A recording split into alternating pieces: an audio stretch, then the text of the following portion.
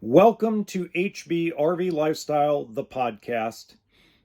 They call me the Honey Badger, which I'm the host, and I give it to you straight and transparent about the RV business as well as other things. And I'm going to try to stay very composed because I feel that you guys do need to get this information that I'm going to pass on to you, and I don't think it can wait 2 or 3 days. If you're wondering why I look like crap on YouTube or why my voice has some tremble in it, and it will get better as I get going, I lost two very, very close people in my life. I found out at 5:45 this morning that a friend of mine that I've known for 22 years passed away in a car accident on his way to work. And then 4 hours later, I found out one of my really close mentors in sales in general. I'm not going to tell you their name or where I know them from out of respect to the family members. They know that I'm big on, well, I'm not big, but I've got a decent following, and they'd rather tell people themselves. But he died of a heart attack at the age of 47 today. Just out of the blue.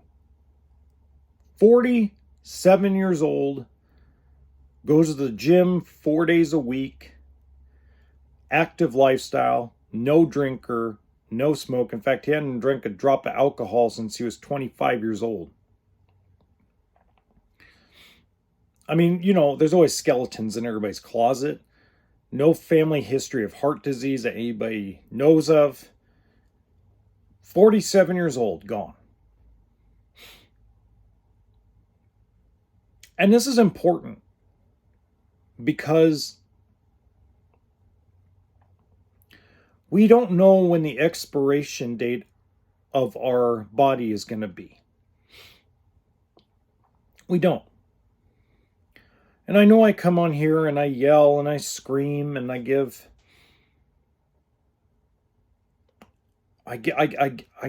try to direct people toward living their life. And a lot of people consider that it's a sales pitch and desperation. I mean, I've been called a lot of things the last 6 months of doing this, and I usually just let it bounce off of me because I know what my message is. I know what it's meant to do, and it's not meant to reach everybody. It's not meant to penetrate everybody's mind, soul, and heart, because not everybody can be moved in a positive direction. But losing two people that were very, very close to me, some of the reasons why I am who I am today and why I made so many changes in my life. It makes you sit back and makes me want to double down my message. I had a very beautiful interaction with a young lady on YouTube. And she wishes that she could take advantage of all the pricing that's been going on across the United States and Canada on RVs. She notices it. She's a very smart person, but she's not ready yet.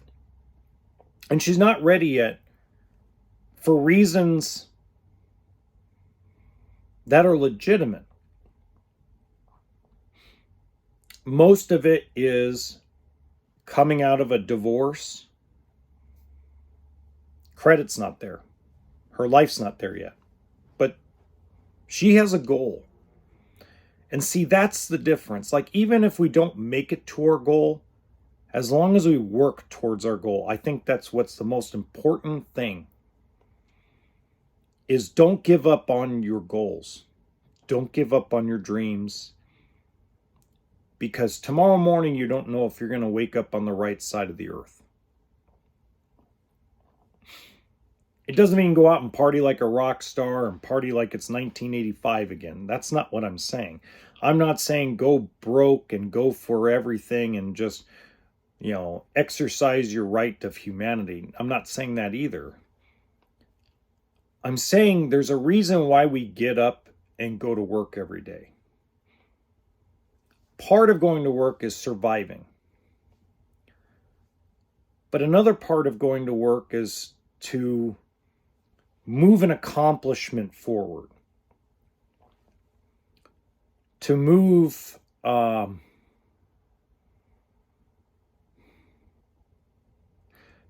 life in a direction where you can wake up and look yourself in the mirror and say, I'm living the best life possible. Even if you were dealt crappy cards.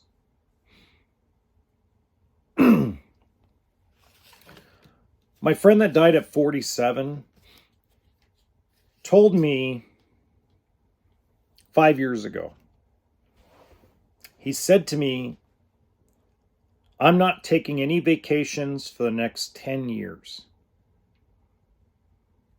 I sold his boat, sold his motorhome, sold his second house, went into this conservation mode where, he wouldn't even go to Disneyland for a day with his kids. Told his kids, if you want anything, go get a job. I don't know where it came from, because he used to be a very happy-go-lucky guy. And I was telling his wife over the phone today, reminiscing about some of the things that she said he wanted to retire by 55. And that he kept telling her over and over again, we're not going to Hawaii. We're not going to do anything until we have enough money that I can retire.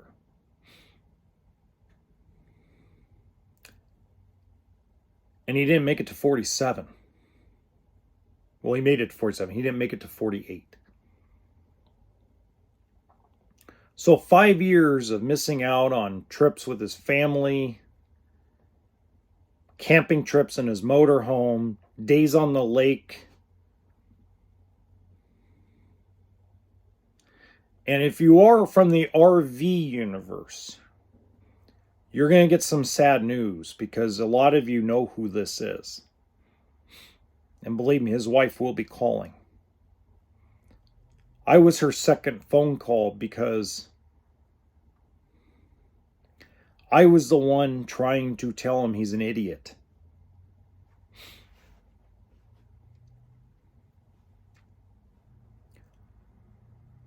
If you're 60 plus years old and you want to do these cross-country trips and see all the national parks and join the RV lifestyle, if you have the ability, don't wait. Who cares if you're retired or not? You can find a weekend to go build memories and do something.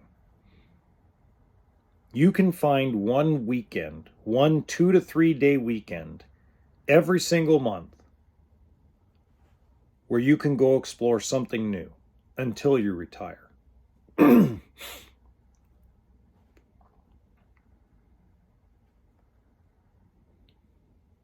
Don't wait.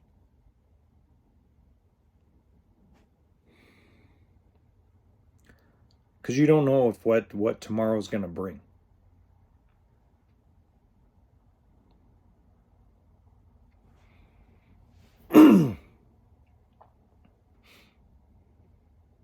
I don't know if this will touch your heart,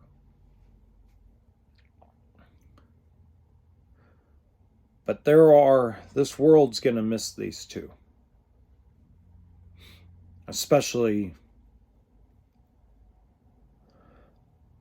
because for years, I'm not saying this for pity or for, your sympathy, but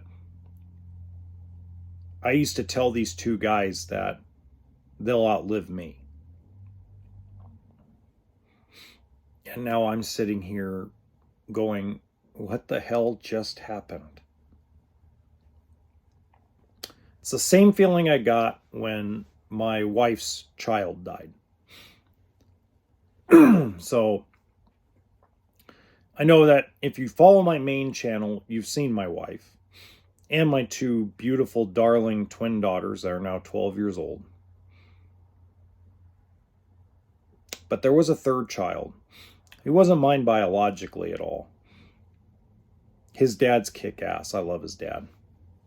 I haven't talked to his dad in a while. But one day I take this kid out to watch a movie called Megamind, if any of you remember that movie. He goes to bed. Next morning I get a phone call from first my wife, and then after that his dad.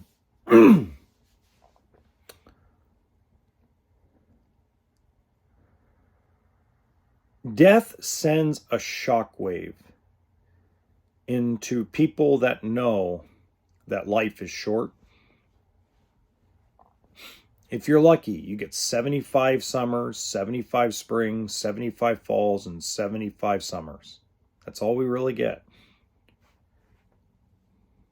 Some of us get a little bit longer, some of us get shorter. Some of us are healthy the entire time, some of us have health problems as life goes on. But to quit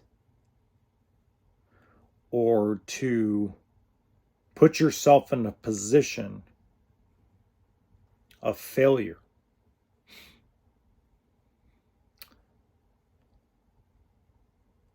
it's not acceptable. I told my grandfather before he passed away, so years ago, let's call it 15 years ago, I tried to convince my grandfather to tell my grandmother to sell the house. They had a beautiful 4-bedroom, 3.5 bath, just beautiful home in Brea, California. And every dinner, my grandfather, and after dinner with my grandparents, my grandfather and I used to go to the bar, go up a couple drinks. I mean, this is 15 years ago, okay? And I kept telling my grandfather, you need to convince grandma to sell the house and downsize into a 1-bedroom condo. And he just wouldn't do it. He knew grandma wasn't going to move. The house was falling apart. Because there's only so much you can do at 60 and 65 years old. Because a lot of times you don't want to hire anybody. It's too expensive to hire anybody, or you feel like everybody's trying to rip you off when they're a handyman or a mechanic or, a salesman or company. Everybody just feels like if I don't do it myself, I'm going to get ripped off. My grandfather wasn't quite like that. My grandmother was more like that. A week after we buried my grandmother, my grandfather sold the house, or put the house up for sale. Because he understood. Him and I had enough conversations that if he downsized his life, life would become simpler. With a big house and all those expenses of a big house, especially when you're elderly and you don't have any family that's living with you, no children, no grandchildren living with you, it makes it hard to do travel. It makes it hard to feel like you can afford something like the RV lifestyle, or like a European vacation, or whatever it is. It could be as simple as Holiday Inn hopping across the United States or Canada. It's hard to feel like you can afford anything because you're always wondering what's going on at home. I got to have an emergency fund for the house. I got to have, I got to make sure I have everything insured properly. I got to make sure of this and make sure of that. Homes have an expiration date too. That's why a lot of the older homes in the world have to be resurrected or remodeled.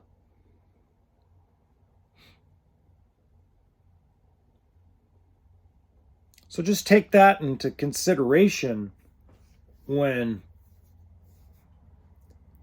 you think about what retirement is. Retirement is downsizing to something manageable where you don't have as much stuff, where you have something that's easier to maintain, and you don't feel like you have to run home because the roof might be collapsing, or there might be a leak at the house, or you don't know if a neighbor's breaking in, or did the neighborhood go to hell, or is the foundation cracking? I mean, there's just so many worries and stresses when you own a home, a big home especially. And I've noticed something amongst retirees that get into the RV lifestyle. They literally downsize their lives down to the bare minimum. And they're the ones on the road all the time. They're the ones always telling me stories when they get back from their vacation about all the places they went for 6 months. I have one cat that just is...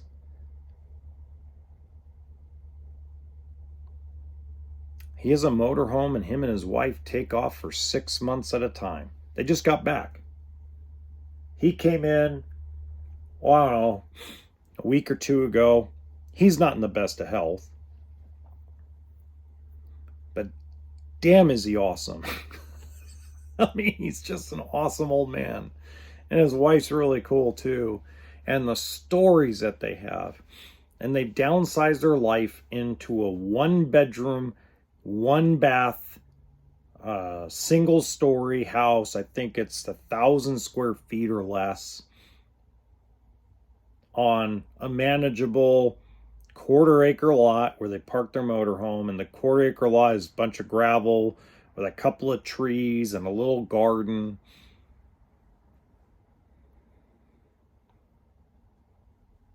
And just the smile on their face every time I see them, even when shit's going wrong with their motorhome, just the pure smile and pure joy on their face, the pure joy of their life.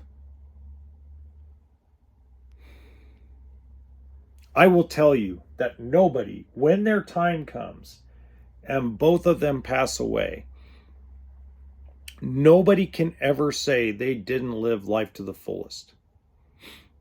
Nobody can ever say that they did not attempt a big adventure.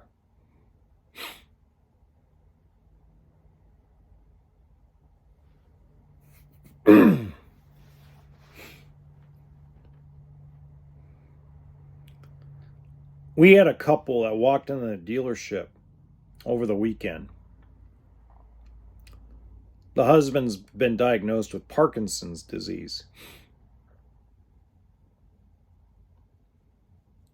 And you can tell that they want to do something, but the wife just can't imagine life on the road with a guy that has Parkinson's. So in her mind, it's just better to stay home and do nothing. Just to give you an idea, when you watch this man walk around, you never know he had Parkinson's. Never know.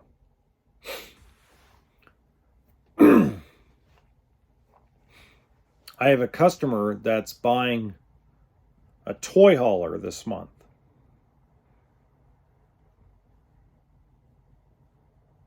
Cancer patient.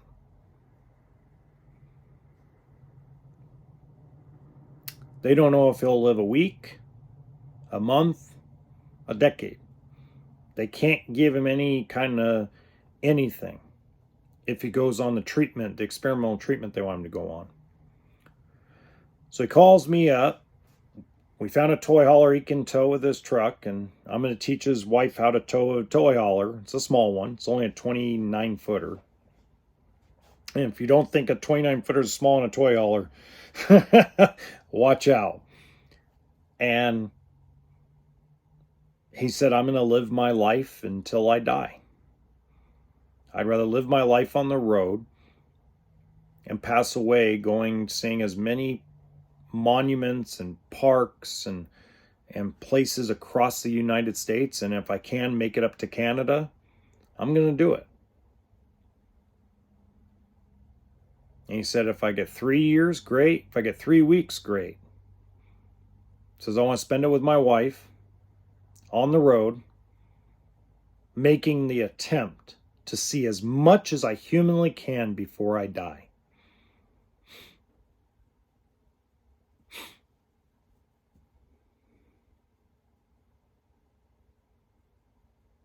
So the moral of the story is, don't fucking wait for something to happen to begin a journey. Whatever that journey may be. You may not be the person that RVs. Not everybody gets inside a motorhome or a travel trailer or fifth wheel and goes. It's a big lifestyle, but it's not the biggest lifestyle. It could be as stupid and silly, which isn't stupid, but in some people's mind it is, as riding a motorcycle across the United States. There's a group of guys that I met in town here in Pahrump, Nevada. Group 3 guys. I met them over at Walmart, and they were talking about a road trip they were planning. I'm like, what are you guys planning on doing? Are you going to take an RV? And they said, no, we're going to get on our Harleys and we're going to ride Route 66 coast to coast.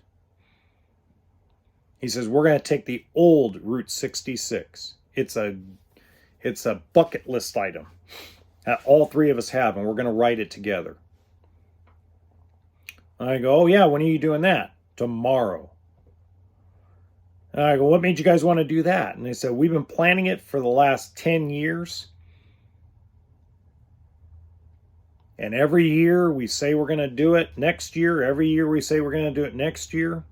And I guess there was a 4th member of the crew, and the 4th member of the crew can no longer ride a motorcycle. I guess there's something wrong with his eyesight.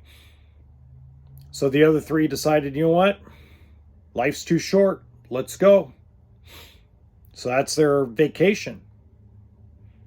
They told their wives, their vacation, bye-bye, we're going down old Route 66. You can either ride on the back of the motorcycle with us, or you can stay home. And I guess the wives are riding on the back of the motorcycle with them. And it just made me just smile. When I hear those things, it just makes me smile.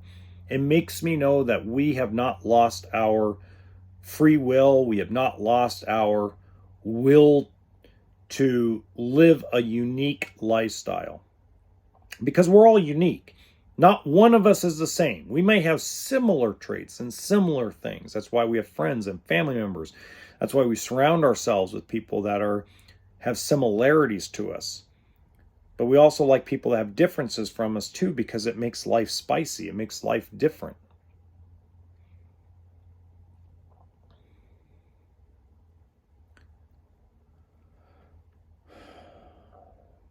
Man, I mean, it can't get much better than to make a goal for the year to do something besides go home and sit in front of a fucking TV. It really must. And tend to accomplish that goal.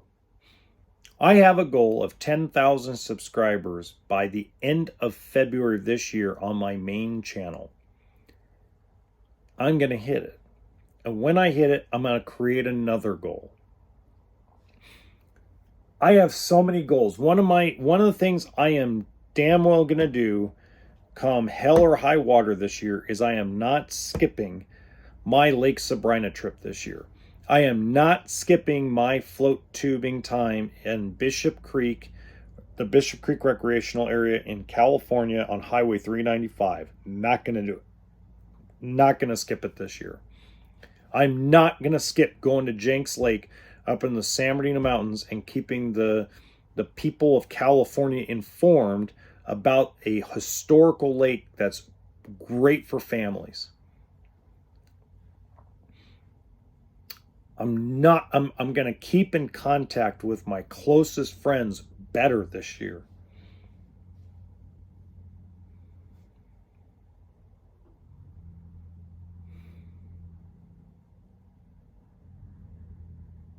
Live a lifestyle. Live a little.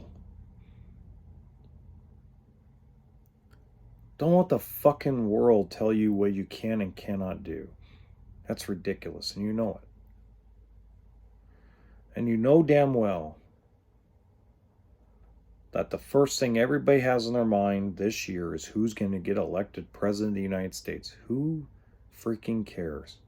Because we still have to live every single day the next 4 years, no matter who it is.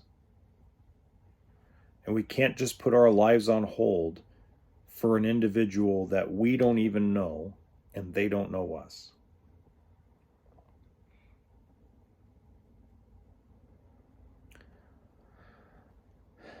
So until next time, just remember, we only get one life, one body, and one expiration date. But the difference between us and food we buy at the grocery store is we don't get to see what that expiration date is. And that's what makes human life so special, so unique, and so incredible. Toolkit and sense of humor. That's what RV stands for.